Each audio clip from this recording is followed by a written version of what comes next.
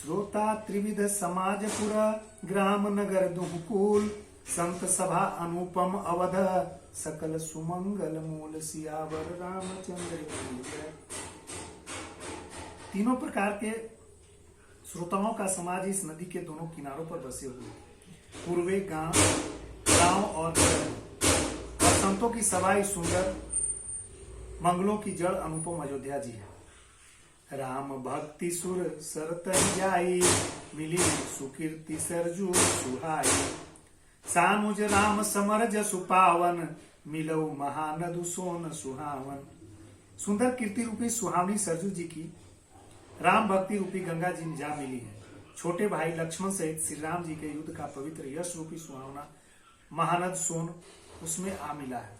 सोन नदी सरजू नदी में मिली है और सरयू नदी जो है पवित्र गंगा नदी में मिली है। इसका वर्णन तुलसीदास जी करते। तुलसीदास जी को भौगोलिक ज्ञान यानी रामचरितमानस में जो भौगोलिक ज्ञान है उसका भी वर्णन जबरदस्त। किन नदियों का कहाँ मिलन हो रहा है यह भी सामान्य ज्ञान को बढ़ाने वाला है। इस रूप में भी हर एक विद्यार्थियों से मैं आग्रह करता हूँ कि आप इसे पढ़ेंगे, मनोयोग से पढ़ेंगे तो न सिर्फ आपके संकेंद्रण आपका जो है ध्यान की स्थिति आप में उत्पन्न होगी, कोई भी चीज आप पढ़ेंगे तो आपके मन में वह बैठेगा, यानी ध्यान से सुनने की प्रवृत्ति विकसित होगी, अर्थ निकालने की प्रवृत्ति विकसित होगी। और तुलसीदास ने सामान्य रूप से जो सामान्य ज्ञान का प्रवाह कर दिया रामचरितमानस में वह भी आपको समझ में आएगा।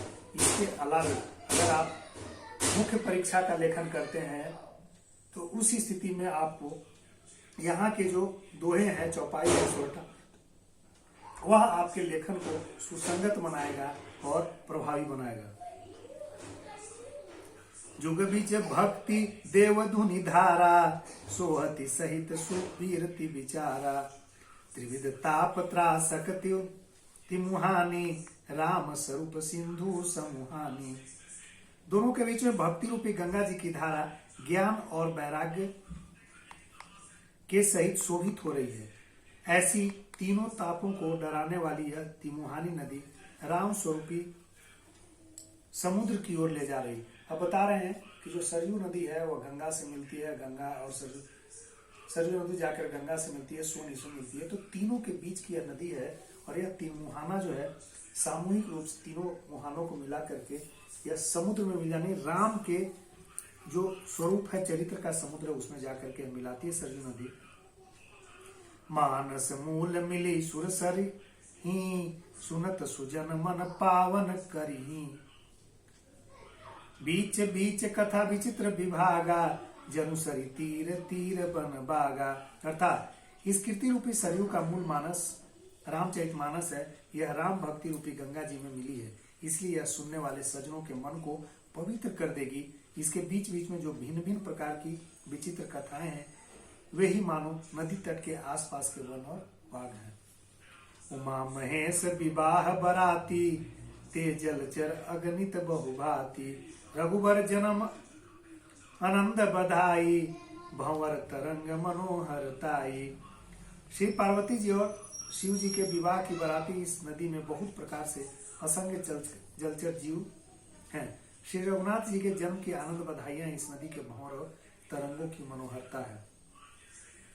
बाल चरित चहु बंधु के बनज विपुल बहुरंग नृप रानी परिजन सुकृत मधुकर बारी विहंग सियावर रामचंद्र की जय।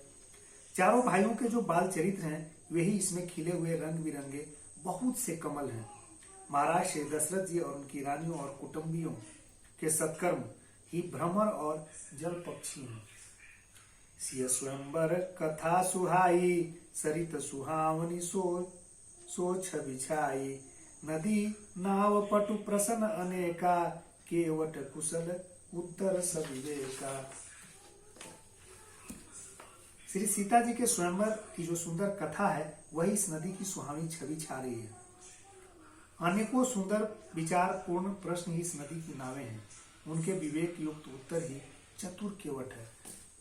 तुलसीदास ने सरयू नदी का इतना पावन वर्णन किया और इतना आध्यात्मिक वर्णन किया, इतना धार्मिक वर्णन किया है कि यदि रामचरितमानस को लोग पढ़े तो नदियों का भारत में क्या महत्व है, कैसे वह धर्म और आपके धार्मिक कार्यों से जुड़ते, आपके सत्कर्मों से जुड़े हुए, कैसे आपको जो है मोक्ष की स्थिति प्राप्त कराती है। अगर आप दिल से रामचरितमानस को पढ़ें तो दिल से आप नदियों को जुड़ेंगे, भारत की नदियों से जुड़ेंगे, और जो प्रदूषण की समस्या नदियों की वह स्वतः समाप्त हो जाएगी। तो मैं तो मुझे यह समझ में आने लगा रामचरितमानस पाठ के बाद कि अगर जीव जंतुओं और पर्यावरण आवरण में प्रदूषण, नदियों को प्रदूषण से मुक्त कराना है तो बच्चों में रामचरितमानस के पाठ को जो है आत्मसात कराना होगा। उन्हें जो है यह समझाना होगा कि नदियां कितनी पवित्र हैं और श्री राम और भगवान के जो प्रभाव है या उनसे जो जुड़ाव है किस रूप में। अगर इस तरह से धर्म और आध्यात्म की चीजें जब मनुष्य से जुड़ जाती है, कोई भी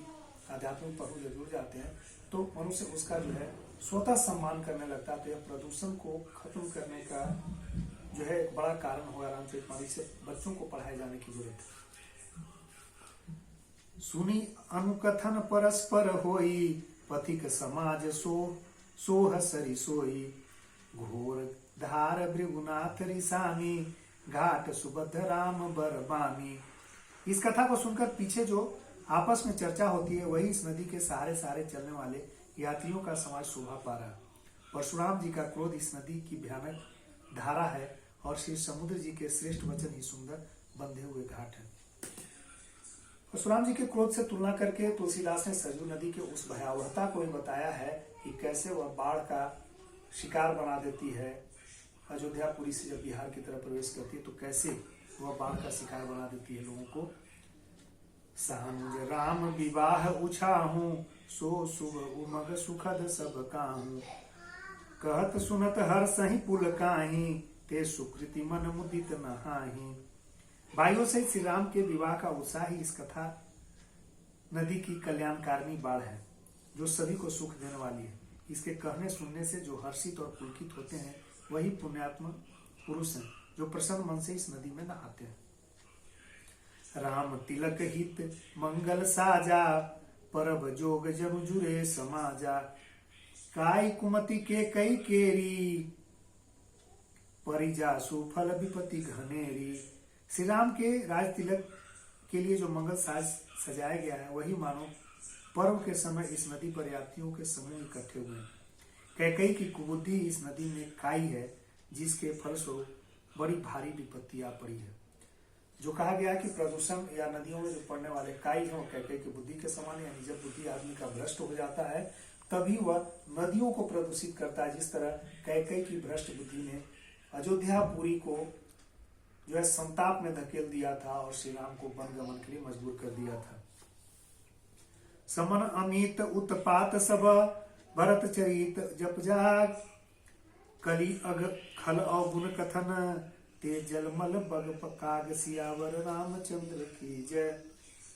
संपूर्ण अनगिनत उत्पातों को शांत करने वाला भरत जी का चरित्र नदी तट पर किया जाने वाला जप यज्ञ है। कलयुग के पापों और दुष्टों के अवगुणों के जो वर्णन है वे ही इस नदी के जल का कीचड़ और बगुले कौवे हैं। कीर्ति सरित छौ ऋतु रूरी, समय सुहावनी पावनी भूरी, हिम शैल सुता शिव ब्याहू, शिशिर सुखद प्रभु जन्म उछाऊ। यह कीर्ति रूपनी नदी 6 ऋतुओं में सुंदर है और सभी समय परम सुहावनी है, अत्यंत पवित्र है। इसमें शिव पार्वती का विवाह हेमंत ऋतु है। श्री रामचंद्र जी का जन्म उत्सव सुखदायी शिशिर ऋतु है। तो श्री रामचंद्र जी के जन्म उत्सव को शिशिर ऋतु से तुलना किया गया और शिव पार्वती के विवाह हेमंत ऋतु के समान है ऐसा बताया गया।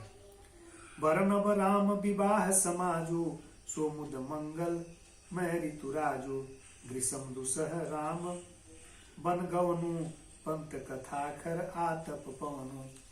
अर्थात श्री राम जी के विवाह समाज का वर्णन ही आनंद मंगलमय ऋतुराज बसंत है। श्री राम जी का वनगमन दूसरा ग्रीष्म ऋतु है और मार्ग की कथा ही कड़ी धूप और लू है। वर्षा घोर निशाचर दारी, सूर कुल साली सुमंगलकारी, राम काज सुख विनय बड़ाई, विशद सुखद सोई कर सरद सुहाई। राक्षसों के साथ घोर युद्ध ही वर्षा ऋतु है और देव कुल रूपी धान के लिए सुंदर कल्याण करने वाले रामचंद्र जी के राज्य काल का जो सुख विनम्रता और बड़ाई है वही निर्मल सुख देने वाली सुहावनी शरद ऋतु है।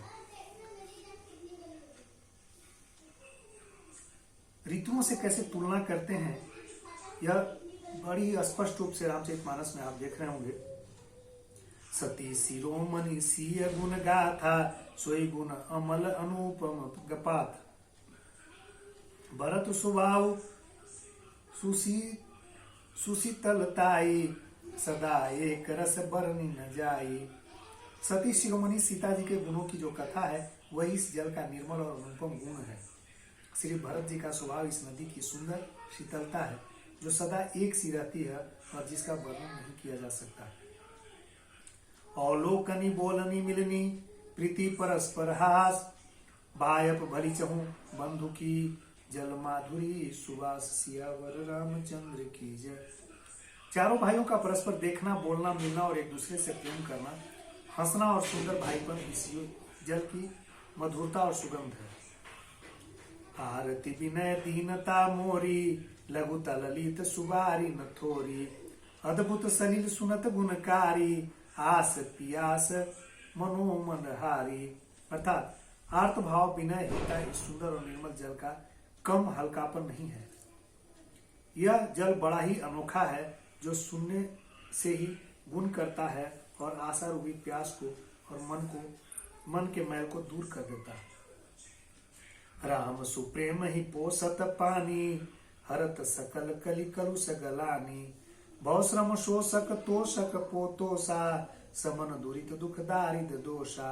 अर्थात यह जल श्री राम जी के सुंदर प्रेम को पुष्ट करता है, कलयुग के समस्त पापों और उनसे होने वाली ग्लानि को हर लेता है, संसार के जन्म मृत्यु श्रम को सोख लेता है, संतोष को भी संतुष्ट करता है, पाप ताप दरिद्रता और दोषों को नष्ट कर देता है। काम कोह मद मोह नसावन, विमल विवेक विराग बढ़ावन। सादर मज्जन पान किए ते, मिटहि पाप प्रताप हिए ते। अर्थात यह जल काम क्रोध मद लोभ मोह का नाश करने वाला, निर्मल ज्ञान और वैराग्य को बढ़ाने वाला है। इससे आदर पूर्वक स्नान करने से और इसे पीने से हृदय में रहने वाले सब पाप ताप मिट जाते हैं। जिन्ह एहि